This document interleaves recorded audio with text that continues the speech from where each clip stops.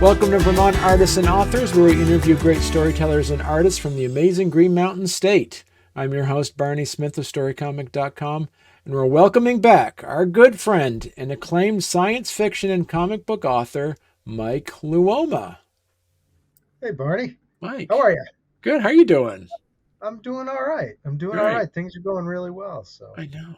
You are a prolific sci-fi author. As of the last few years, you really kind of got a deep dive in, and you're kind of hinting about it last time you were on the show a couple of years ago, about really studying curiosities that you noticed in the woods that just kind of built up into doing some significant study on New England stone mysteries. yeah, I started going off to check out stone chambers originally Hmm. because I was like, "What? There are stone chambers in the woods? What's going on?" I don't know. After a fascination with that and watching shows like America Unearthed and some of these things talking about like European explorers coming here before Columbus, Hmm. maybe they built the stone chambers. I decided I was going to start checking them out. And as I did that, as I actually experienced the stone chambers, my whole opinion of what they were changed. Okay. I didn't think so much it was as Europeans that were here before Columbus, but rather I got this strong, like, intuitive sense it was actually indigenous work. When I was in the Upton Stone Chamber in Upton, Massachusetts, I checked that out, and it's a really cool chamber because it has a long entryway, and then inside it opens up into this big dome chamber. Okay. It's all built of stone. It's actually on my ancient stone mystery site. It's the chamber that's on the cover of the book and on the picture in the background. You go in it, it it's just really, I don't know, it's surprising how dark it is in there, and it's got a corbelled ceiling, so the stones kind of build up and then it's capped off by a single stone. And after standing in there and kind of wondering who built it, I got this intuitive sense that this was indigenous work that went a long way back.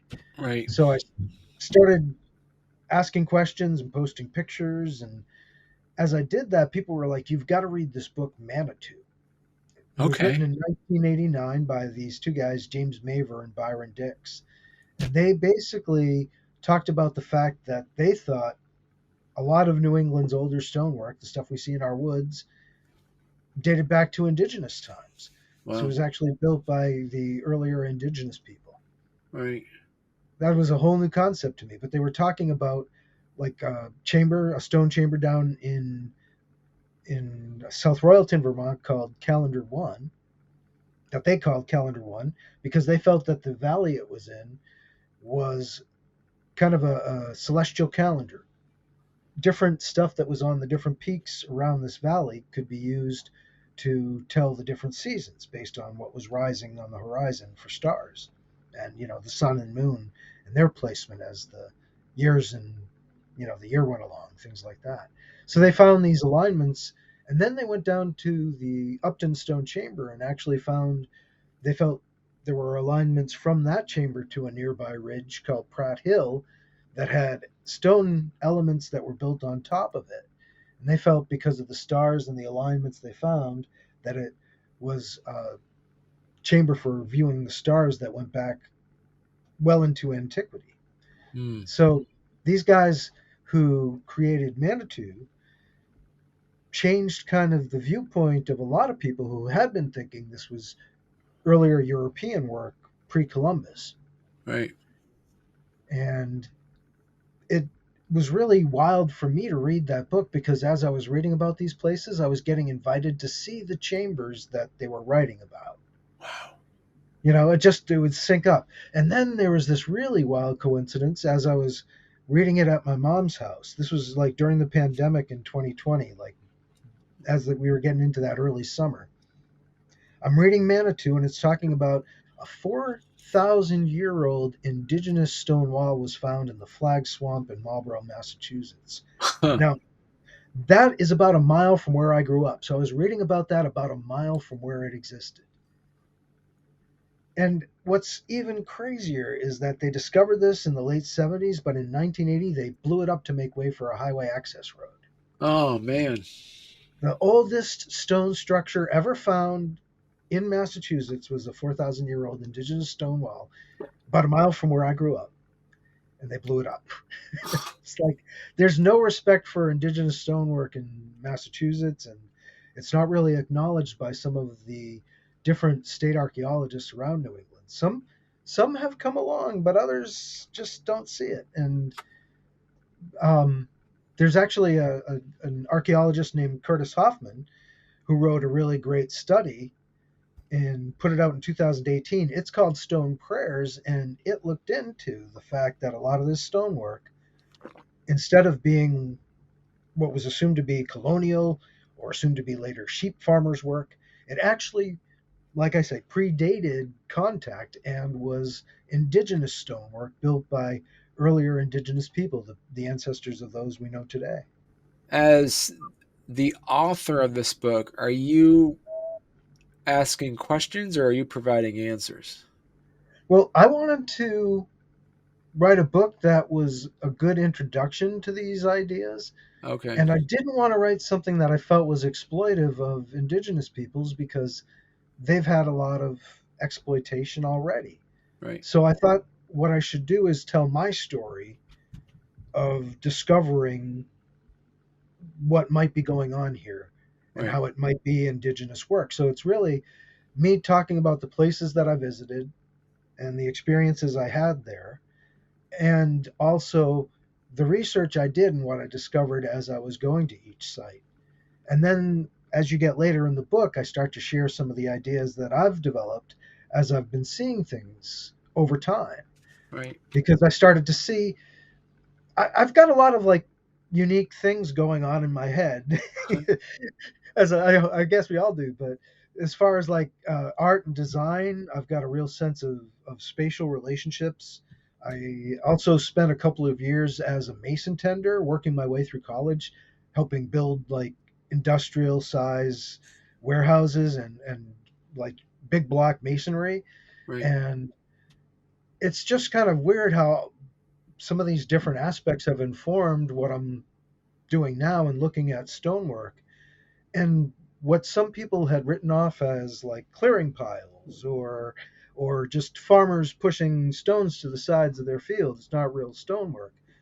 I can actually see repeated designs that they're not just in one place. They're repeated all over New England and indicative of earlier indigenous work. And it's just that some of these people who were in the field earlier just couldn't distinguish the fact that this was actually work and actually by design and not some falling down stone wall. Why is that? Why do you feel as though like mainstream historians don't look at these stoneworks in that same way?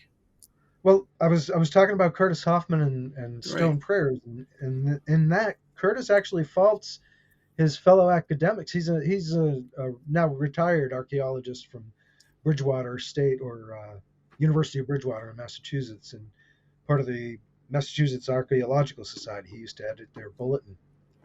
And after discovering that these seemed to be indeed stone prayers, he faulted his colleagues for not acknowledging the fact that they are, and even points out that now the United Southern and Eastern tribes have come forth and said that yes, this is the work of their ancestors. These are stone prayers. These are ceremonial stone landscapes.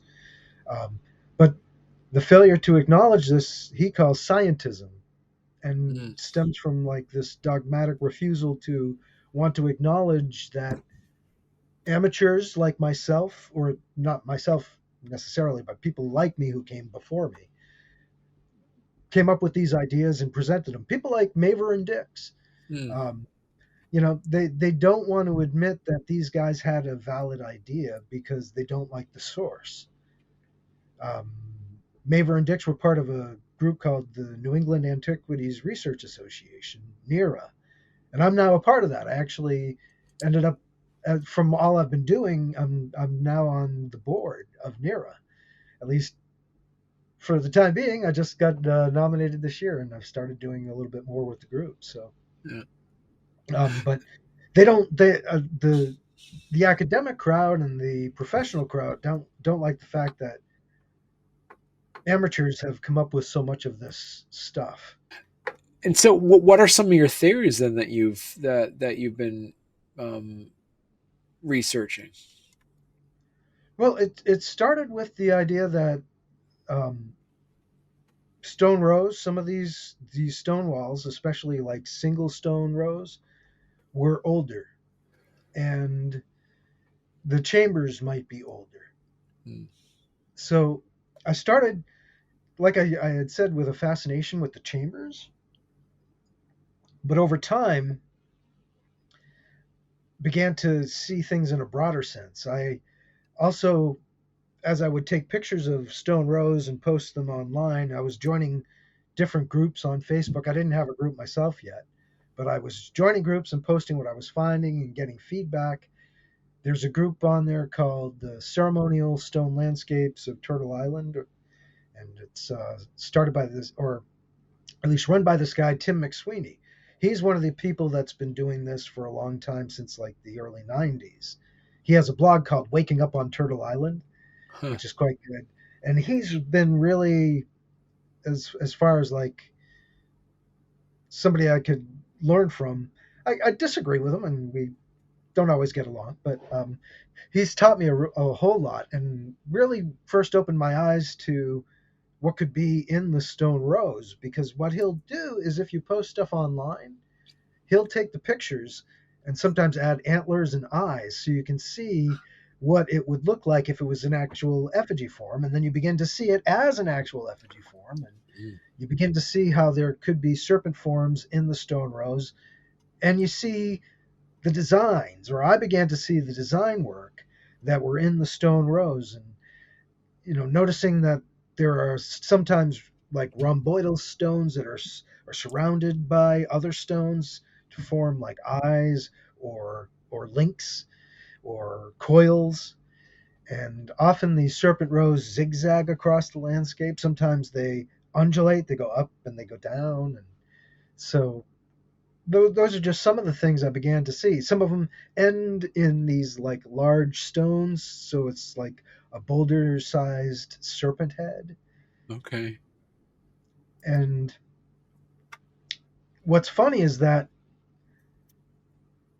a lot of this has been done down in Massachusetts, but because that was kind of like where it started, and a lot of the chambers are down in southern Vermont and Putnam County, New York.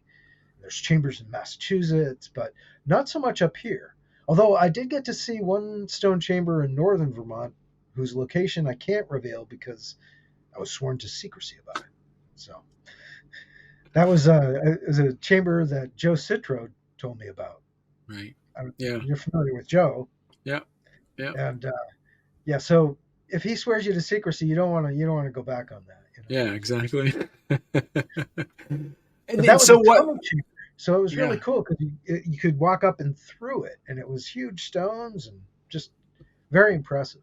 What is the reason from based off of the historical of like which First Nation cultures were around in southern Vermont and Massachusetts that it wasn't prevalent in say towards Canada and then northern Vermont. What I'm finding is that it's here. Hmm. See, that's part of the reason that I'm Okay. doing the research I'm doing, is that I there. I mean, no offense, but the Vermont public people, they have their Vermont podcasts and Yeah. things, and they had a podcast about where did Vermont stone walls come from. Yeah. And not only did they ignore any indigenous origin to them, they said, "Oh, indigenous people did stonework, but not like this." So I'm not sure what kind of stonework they were supposed to have done. Right. But they also said that there are no stone walls in the Champlain Valley because of the way the glaciers came through, Right. and they didn't leave the material for stone wall building here in the Champlain Valley. But like the assumption that these were stone walls built by sheep farmers or stone Right. walls built by colonial people, That's not true. I can show you pictures, and you were showing some of my pictures of stone walls in the Champlain Valley. Right. And Yeah. I often find them in places where stone prayers are said to originate. Those who are doing the work, like there's an indigenous archaeologist anthropologist named Noam Kashat Schilling, and he's got papers that describe like where these stone prayers often occur, and it's in places where the landscape changes, where bedrock breaks through and water breaks through. A lot of times, the stone prayers are oriented around water of some kind, Right.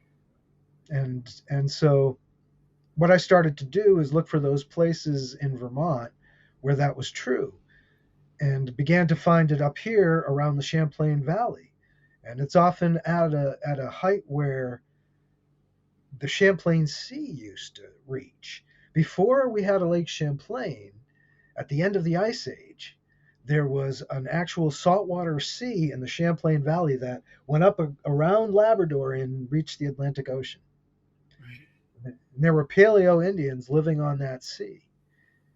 And eventually it receded because after the Ice Age and the ice sheets went away, the Earth's crust rebounded. It rose up. Right. So that these days, the places that were at the shoreline of the Champlain Sea and at sea level are now like 400 and some odd feet above sea level and higher. Right. Huh. And when I started looking at that height around the Champlain Valley, that's when I started to find the most stuff as Wow. far as like stonework. And so I'm not, I mean, I kind of speculate that it might go back to the Stone Age. I mean, to the Ice Age.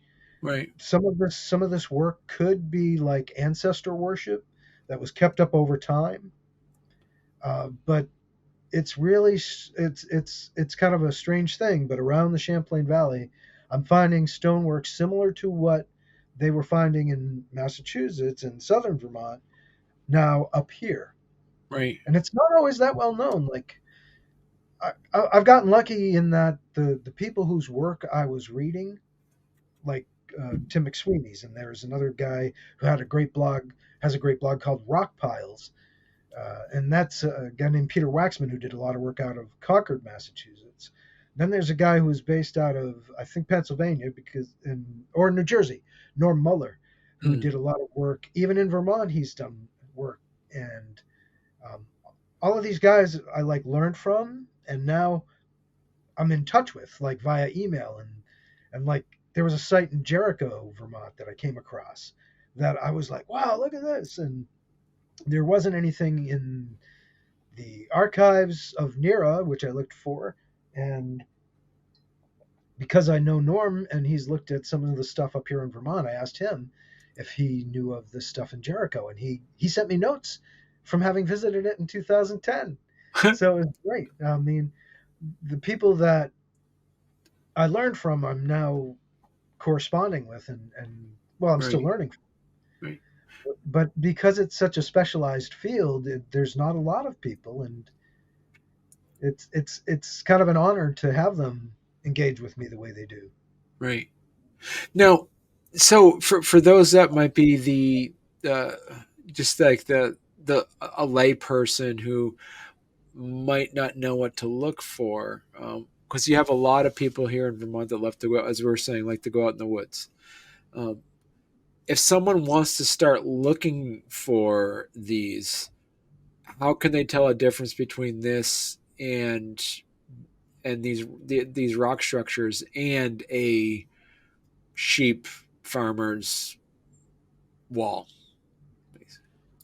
Well, one thing to look for Yeah. is irregular coursework. Like Okay. coursework, by coursework I mean like a row of stones. And generally, with an indigenous work, you find it's only about one stone row thick, maybe two sometimes, but Okay. mostly they're the single stone rows.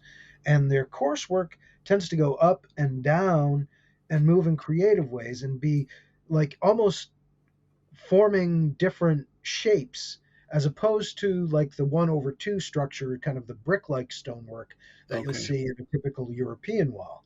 Right. European walls generally are much more regular in their structure. You will sometimes see a European wall end in a boulder because they'll use that to stop the coursework. So then you need to look at the coursework itself and see if there are any forms and shapes that are being constructed or if it's just very regular. Right. Usually European walls are very nicely built, very straight, and if there's coping on top, it's very straight. Whereas an indigenous wall often will have a very curvy top Right. because, like I say, it's more of an organic structure to the coursework as opposed to that 1/2. But Right. that's just for stone rows. You often see like what in Europe they call cairns. Right. Those cairns in New England are said now to be likely indigenous work, especially ones that aren't, you know, carefully made, that aren't, I don't want to say carefully made. Of course they're carefully made. They're even more carefully made because they have like diving coursework, and they're built to have like um, effigy forms. Some of them are built to represent turtles, or built to represent other forms that we don't know. I mean, we guess at turtles, we guess at serpents. We do that because the imagery and the designs that we're seeing seem to correspond to indigenous artwork Right. and the work that has been done, like what great serpents have been depicted like throughout North America, what we now call North America. So it's a case of trying to compare what we're seeing with what's come before and making correlations. Right. And it's like, okay, well, why do these look this way? Well, perhaps it's because it resembles this, and so then we say it's a serpent or a turtle Mm. or something like that. And sometimes you'll see that a stone row will have where one serpent ends and goes into another, or they'll meet, or one will have like an egg shape in its mouth that turns into the tail of another serpent. They're very creatively made, and I think having done design work, having done all the comic books and the layout and the stuff I've done previously, kind of led into me being able to see that work myself. And as I said, being shown, by previous researchers, hey, this is what I'm seeing when I'm talking about effigies and stonework. I put antlers on and eyes so you can see it. That informed that kind of was like a open my eyes thing. I talk about it like, what is that movie Them, where you put on the glasses and you can see the aliens? Yeah. That's kind of what it's like. Once you start to see it, you can't unsee it. You just start to Right. see it everywhere because you start to realize how to interpret what you're seeing. Right. And suddenly these don't look like European stone walls anymore, and you can see the European ones, and Right. there's more of a regularity. Because you have a great passion behind this now. So did you write this book for you, or did you write this to really expand the public knowledge of this? Well, I wanted to expand the public knowledge as much as I could. I mean, I started a Facebook group, Ancient Stone Mysteries of New England, in December 2020. Hmm. And now there are 13,300 people that are members of Wow. the group. So I'm doing what I can there. And now, like, Tim McSweeney posts stuff in my group, which is awesome. And I've got other people who are doing this kind of research who also publish in the group and post their finds in the group. So it's a great community where people are sharing the stonework they find and interpreting it and offering ideas. But I also know there's people that don't go on Facebook and don't go online and want a Right. book. And so I thought telling the story of the places I was seeing and what I was learning in book form, kind of working off of articles I've been putting out, the posts I've been writing, pulling it together and making it into more of a book, and sharing like over 500 black and white photos too. In the course of the book, there's a lot of pictures. I tried to share this journey so that people can make it themselves. Right. That's amazing. 13,000 people in that Facebook group. Yeah, I Wow. mean, well, it's Facebook, so the algorithm doesn't let you reach all those people all the time. Right. But it is, yeah, and not everybody posts. There's a lot of people who just lurk, but there are people who are posting, who read Manitou, who read Curtis Hoffman's Stone Prayers and start sharing sites.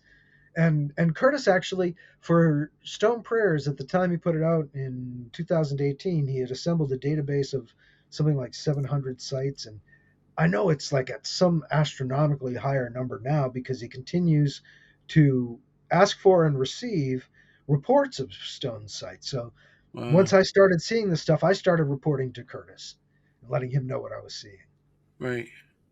And I actually got the chance to work on a research trip with him last October, so just about a year ago, Mm. which was very cool. So it's really fun to get into this work and have people that are into it respond enthusiastically to what I'm doing and be very encouraging.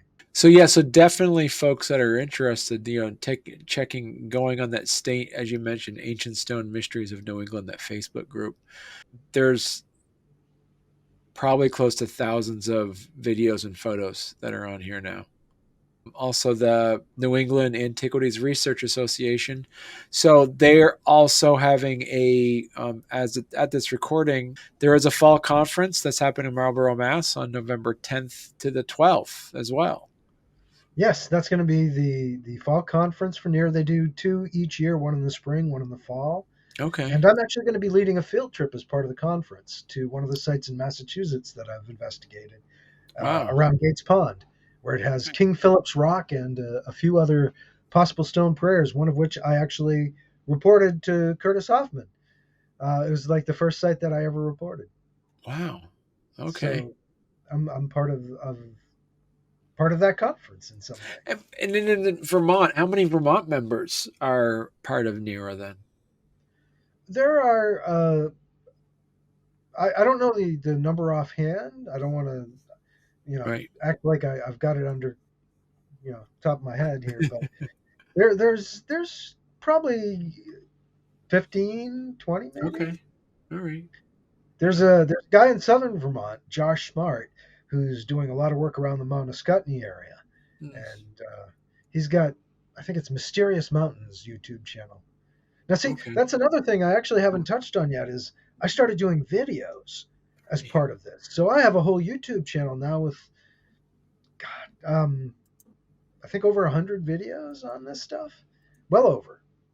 Right. And so there's an Ancient Stone Mysteries of New England YouTube channel, and what I wanted to do is share my experiences of sites, but I'm not in my videos. I figure that people don't want to see me; they want to see the stonework. So Oh, I'll go to a site, and as I take it in, I video, I record it, and then I put together these videos, and I narrate them after the fact, and that's why I started doing a lot of the writing and the research on the sites, is to okay. narrate the videos more accurately and to share information that I was discovering. Right. So each of these things has kind of fed into the other. How do you prioritize your research and your passion for this to other things that you got to do on a day-to-day basis? Well, as I can. It's, I generally don't, as far as time management goes, I just try to make it work as Right. opposed to worry too much about day to day stuff. Right. Um, and what I've found in doing this work is that things seem to happen when they need to happen. Okay. I've been kind of lucky that way. But also, I work for WBKM.org, and sometimes I can just say, look, I'm going to need a couple days here to do this or that. And it's Right. usually not a problem to get the time. Right. Yeah. And so, there's that accommodation that happens. I also don't have kids. So my books are my kids. But I also haven't been writing as much fiction. I've been mostly focused on this as opposed to doing the fiction. And I haven't really been doing any comic book work because this has been really what's been calling me. Right.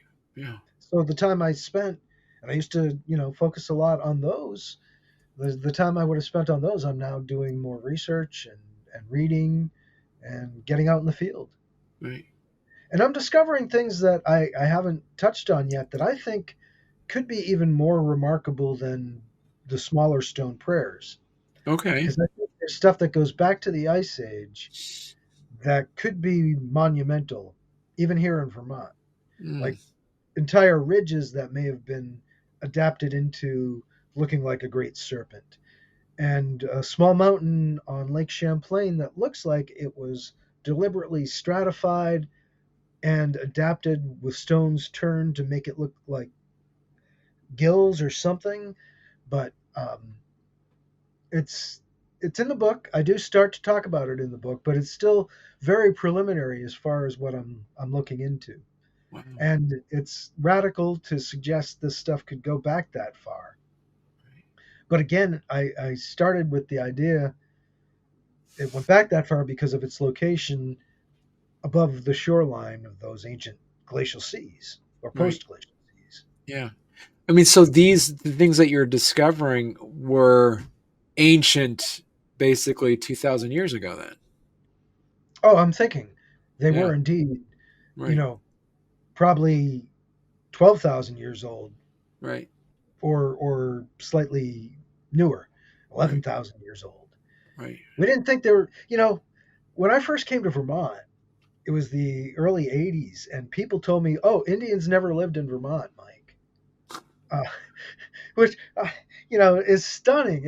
And it's never been true. right, It's always been provably wrong right, because there's always been, all kinds of evidence that indigenous people were here. But in right, the 90s, especially, they began to discover that, there was continuous habitation just about from the time of the Ice Age until now, because they're still here right, and, didn't go anywhere but had to go undercover when, like in the early 20th century, people were trying to sterilize indigenous women because they thought they were inferior with right, eugenics. So, yeah, yeah, they're still here. I don't want yeah, to make it sound like this is the just in the ancient past. But in right, the 90s, that's when we discovered that there were Paleo Indians living on the shores of the Champlain Sea. And I just watched a presentation by Jess Robinson, who's the Vermont state archaeologist, and he's done a lot of work about how they traveled and what they used for stone points and things. And he's discovered that they had a maritime aspect to their culture. Um, this is something that Vermont archaeologists have been writing about since the 90s anyway, because there's a book called The Original Vermonters by Haviland and Powers, who were Vermont University of Vermont professors mm, in archaeology and anthropology, and they wrote about the continuing presence and this maritime connection as well. But just recently, Jess Robinson was talking about it and how they lived on the sea, and it's interesting to know that people have been here all that time. And what it starts to, I don't know, it says to me that we've been here what 600 years, tops. Um, these people were here for 10,000 years plus, 11,000, 12,000, 13,000 years. right, Connecticut Valley, Champlain Valley. yeah, I think they might have done things to the landscape. yeah, It's just a thought. yeah, So, so the thing about being an amateur doing this is I'm not constricted by having to be respectable and stay within academic bounds, and I can engage in wild speculation. But I do find things that to me suggest that this stuff could go back to the Ice Age and could have been on the shores of the Champlain Sea. Or before that, there was a freshwater lake all across the Champlain Valley called Lake Vermont. yeah, And in those days, the the Great Lakes were also mostly like one giant lake called Lake Iroquois. uh-huh, And there could have been a migration from the west to the east via the waterways as the mm, Ice Age ended that brought people here. While there was also a land based migration, and those people could have come back together when the Champlain Sea disappeared because the Champlain Valley became almost uninhabitable when that happened. When the sea disappeared, it was like, I know Haviland and Power said it could have been like in 10 years. It went from being a salt lake to receding and being just like brackish plain fresh water. Right. So the entire ecosystem would have been just like shocked, Right. and it all changed from different trees to different fauna. It was when things came back to life around the Champlain Valley, when Lake Champlain began to be habitable, Right. then people showed up again. But there's like a gap where people aren't here. So I Right. think that maybe those different peoples left the Champlain Valley and mingled and became parts of other people. So Mike, if people want to learn more about your book or people want to learn more about your other books, where's the best place they could go to? For this book here, probably ancientstonemysteries.com. Okay. So that's a site that connects you. You can go to the Facebook page. There's a link to the YouTube site. There's a link to my Substack articles and my Medium articles, Mm, so that you can see some of the different things that I've tried to put out there to try to help let people know about what's happening or what could be happening. I do try to remain theoretical.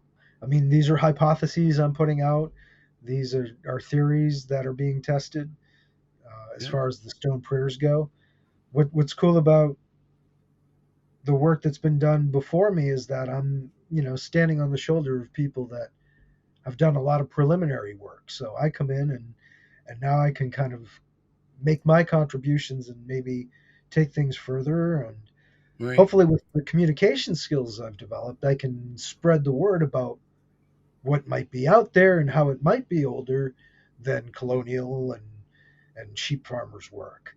Right. To get people thinking in these terms and realize that the way we've always thought about indigenous people too has been kind of closed-minded and very Eurocentric. Right.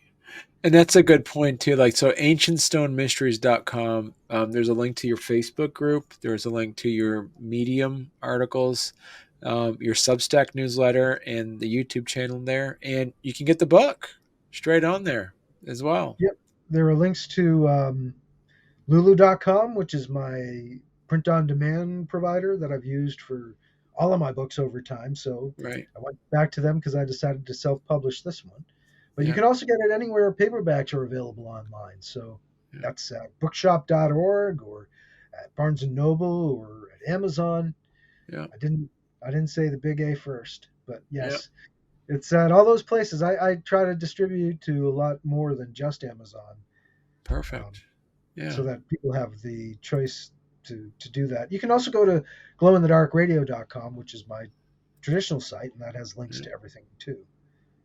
Well, thank you so much, Mike. This has been great. It's so fun chatting with you. It's so you always have such great, interesting stories. Oh, well, thank you, man. Yeah. The time flies. I was like, really? It's time? Yeah. And I hope that I've described things about the stonework and about the possible nature of it, the Right. possible indigenous nature of it, Yeah. in ways that are understandable. Because I kind of get carried away, and Yeah. that's another reason I No, you wrote did the a book. great. So, Yeah. Yeah. so people can get it in maybe a more easy to digest for them, I suppose. Right. Yeah.